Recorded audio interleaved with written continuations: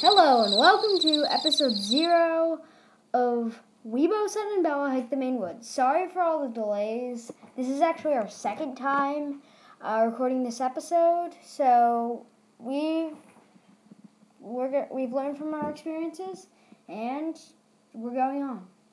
So, Dad, would you like to tell us about the different ways to get to Robinson's Woods? Yes, Robinson's Woods is located in Cape Elizabeth. It's part of the Cape Elizabeth Land Trust, and it's very easy to get to. You can go out from South Portland, out Cottage Road, onto Shore Road, and about a half mile after Fort Williams, you'll see Robinson's Woods on your right. If you come from Cape Elizabeth, off of 77, you would take a left onto Shore Road and go out until you see Robinson's Woods on your left, right after you see the rocky shore. Very easy to get to, and the trails are very easy to follow. Today we followed the White Diamond Trail, as you see a blaze right here. Whenever hiking, if you're hiking on an organized trail, they will have blazes so that you don't get lost. It was actually the Outer Loop Trail. It's the Outer Loop Trail, right. It's Robinson's the longer Woods trail. 1. There's actually 2 Robinson's Woods. The second one was formed because the first one didn't involve it wasn't able to do all kinds of things. So let me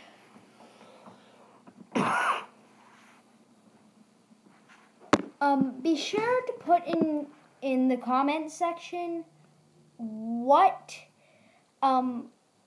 place in Maine do you think we should hike next, and also do you know any woodland facts that we did not mention in this video? We are going to mention them at some point. Tell us. Just put it in the comments section. Okay. For instance, 90% of the state of Maine is covered with woodlands.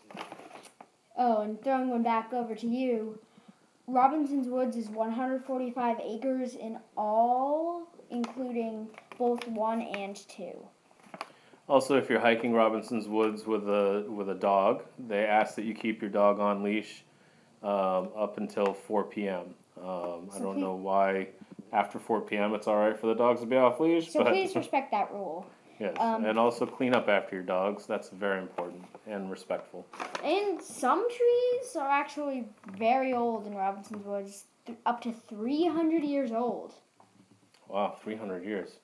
Some of the trees that we shoot in this video are really eaten up by woodpeckers and other animals that live in the woods. You'll see they do try very hard to keep the trails clear.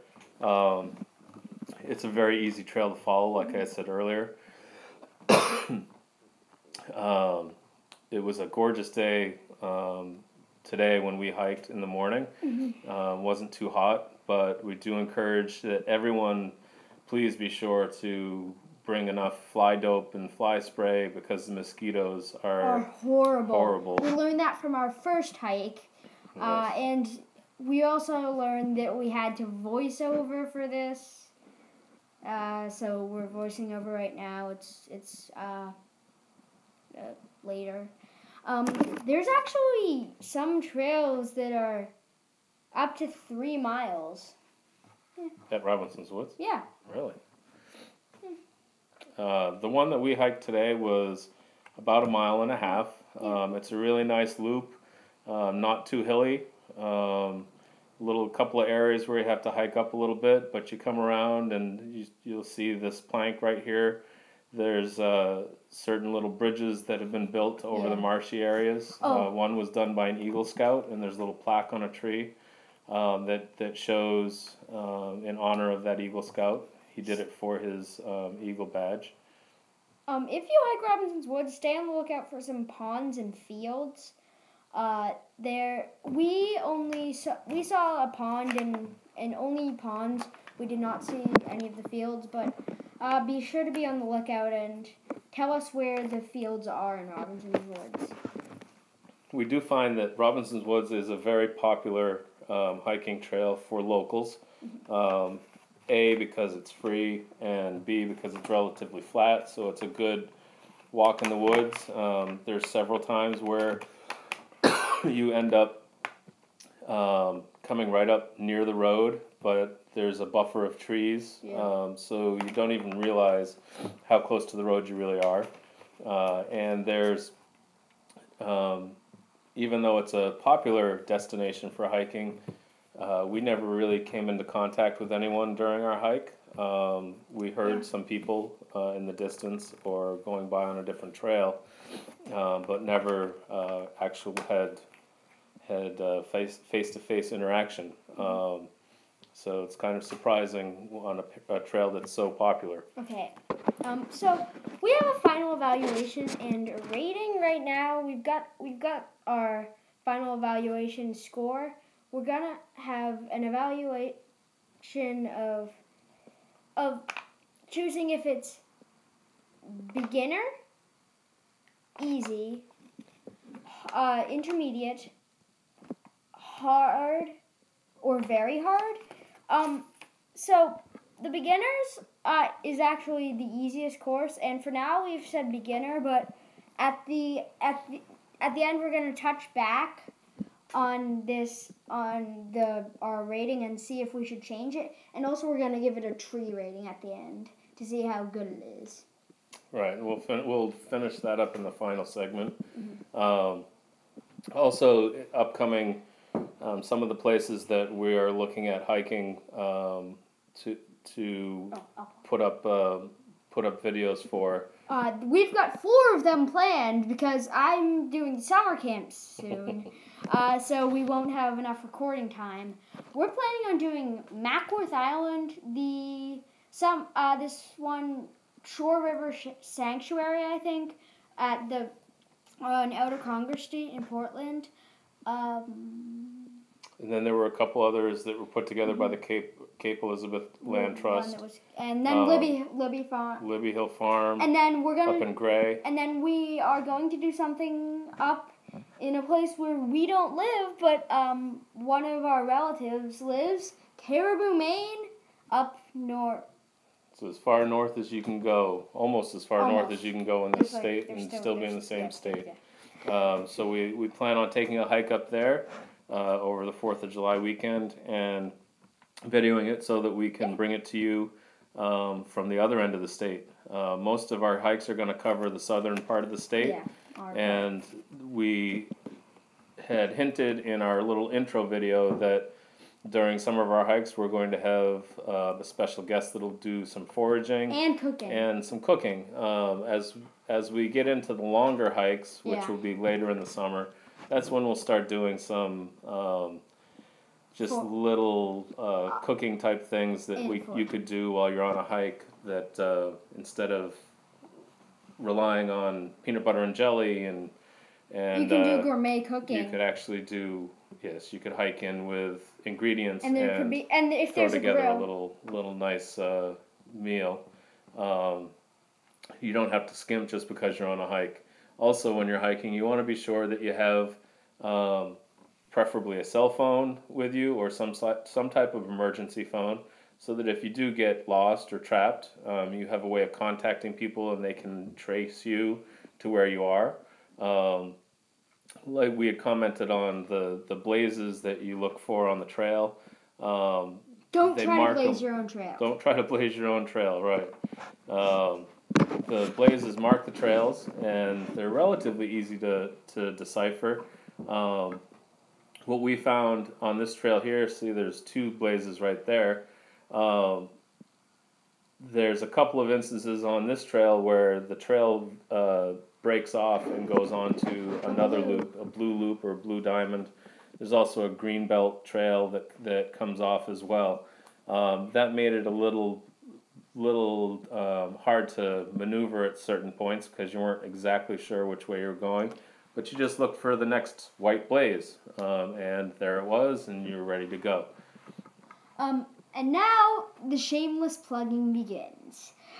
So in the first recording, I plugged some books, but since that recording had some technical difficulties, I wasn't able to stuff. So now the plugs about some survival books that would go well with hiking and getting lost. Don Fendler and I forget the other author's name, but Don Fendler recounted his when he was lost on Mount Katahdin and made it into, and he told it to this author, and the author wrote it down and made a book, Lost in the Mountain in Maine. Or if you don't want to have to go through all the effort of reading a chapter book, read the graphic novel Lost Trail. As you see here, there's another sign with a map. And second, Lost in the... That was me. Yes, and this was where we were trying to figure out which way the white trail went, because there were two blazes on that tree. One went to one side, the other went to the other side. We chose to go to the right and followed it till we saw another blaze and knew we were on the right trail.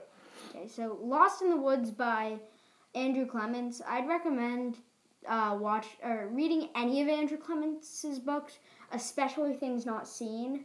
He is a great author who writes great realistic fiction and also science fiction in the case of Things Not Seen. But in A Week in the Woods, he has this school. A kid has the school, or is moving to New Hampshire and has this school program where he has to do something called A Week in the Woods, in which the name says it all. The name says it all. It's just a week in the woods. So, and also be very careful not to get lost.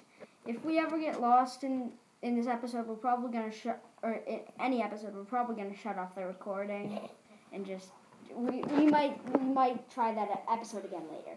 But, oh yes, let's talk about Rottweilers. Our dog's breed is a Rottweiler. Yes, she's a German Rottweiler. She has German bloodlines, so she's a little bit smaller than the American Rottweilers. And they are a working breed. They used to pull the meat and milk carts in Germany in the olden days. And they also protected the meat carts and milk carts. Oftentimes they are misconstrued as a vicious breed. That's not true at all unless the owners train them to be vicious.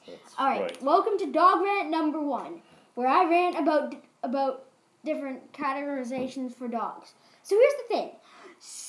The small dogs are more aggressive to Bella than Bella is aggressive to them. It's just like more people hurt. Well, more people hurt different things. Things are more scared of people than people are scared of things, like sharks, bees, and everything in between. So we humans are technically the one. It's not the dog's fault, it's the human's fault. Right. The problem is that people teach their dogs to be mean, and unfortunately it's the bigger breeds that get taught to be mean because they're stronger and more able to attack and defend.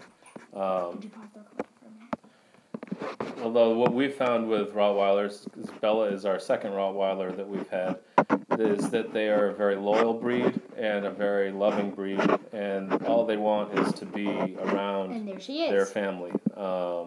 They do protect, but almost every dog will protect their family. And we find that she is she's an 11-year-old puppy more than anything. She will lick you to death before she would ever bite you. Yep. Although if she's barking at you, you will be scared. Whenever my friends come over, she licks them clean, like completely dry. They have no lick. And they are just a genuine happy breed. They like to be with people. They also have done herding, which we have seen her do with us. She likes to herd the humans, so that we all end up in the same spot. She really likes it when the family's all together. If someone's upstairs and someone's downstairs, she's torn. She ends up sitting at the bottom of the stairs so that she can keep an eye on both sections. But overall, the Rottweiler is not a breed to be scared of. They are just a very loving and happy breed, but they can be trained to be mean, as with any other dog. I think we should do it. Now, we're coming to the end of our hike for today. It's just about a minute or so left, and we wanted to kind of do a recap of our hike here in Robinson's Woods. So first we gave it an evaluation of a beginner, and I talked about books, and we talked about Rottweilers, we talked about different things to do in the woods. Now, for our final thing, we're actually going to make it an intermediate course, and we'll give it, let's say, how many trees? I'd say 4 trees. 4 trees out of 5. Please leave a like, comment, and hike on that subscribe button. And as always, safe and happy hiking. Enjoy the outside.